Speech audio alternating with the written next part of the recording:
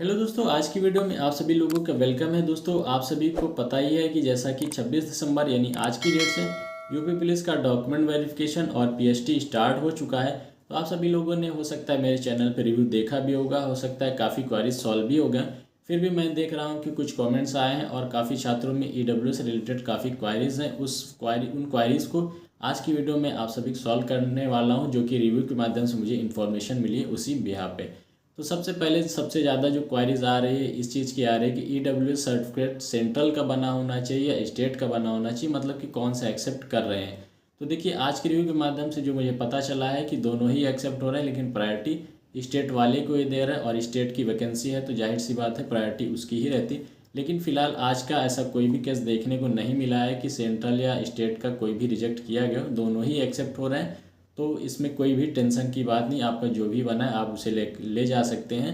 और वैसे भी आप नया अब बनवा ही नहीं सकते हैं तो उसका कोई ऑप्शन भी नहीं रह गया, ठीक है। आप बस अगर आपको ऐसा डर लग रहा है कि सेंट्रल का मेरा बना हुआ है और एक्सेप्ट करे या ना करे, तो उसके लिए आप फ़िलहाल कुछ कर भी नहीं सकते। इससे रिलेटेड इसका सॉल्यूशन ये भी नहीं है कि आप इसके लिए एफिडेविट बनवा सकें, ठीक है। तो इसका कोई सॉल्यूशन नहीं, जो भी है ले जाए। फिलहाल ऐसा कोई दिक्कत की बात है ही नहीं कि आपको टेंशन लेना पड़े, ठीक है। और दूसरा ये सबसे बड़ा क्वारीज आ रहा है कि ईडब्ल्यू सर्टिफिकेट कब का मांगा जा रहा है, मतलब नया मांग रहे हैं या पुराना मांग रहे हैं, ठीक है। तो देखिए, जो भी आपके फॉर्म की लास्ट डेट थी यानी जनवरी में था, कुछ भी मुझे याद नहीं एग्जैक्ट डेट, बट जनवरी ही लास्ट डेट थी, ठीक है।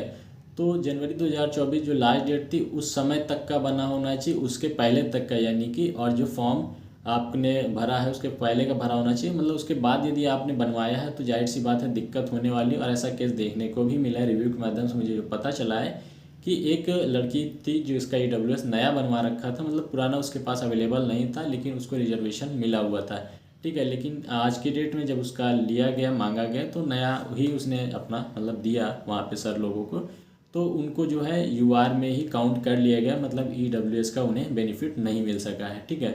तो अगर ऐसा केस है, यदि आपका भी नया बनवा रखा है, पुराना आपके पास अवेलेबल नहीं है, तो जाहिर सी बात है वो आपको यूआर में ही काउंट कर लेंगे। अगर यूआर की कट ऑफ को आप क्लियर कर रहे हैं तो ठीक है, अदरवाइज नहीं क्लियर कर रहे हैं तो फिर जाहिर सी बात है आपको छांट दिया जाएगा, यानी कि आपका जो भी आगे प्रोसेस होंगे आप वहाँ से रिजेक्ट हो जाएंगे। तो यही दो मेनली क्वारीज थी। और तीसरी क्वारीज ये है, यदि आपका उसमें ईडब्ल्यू सर्टिफिकेट में कोई भी नाम स्पेलिंग या कुछ भी पिताजी के नाम वगैरह या कुछ भी आपका एरर आ रहा है, ठीक है, तो जो चीज़ मुझे पता चली नाम वगैरह को लेकर के, यदि उसमें आपके कुछ भी गलतियां हैं तो उससे रिलेटेड आप एक एफिडेविट बनवा लीजिए कचहरी में जा कर के।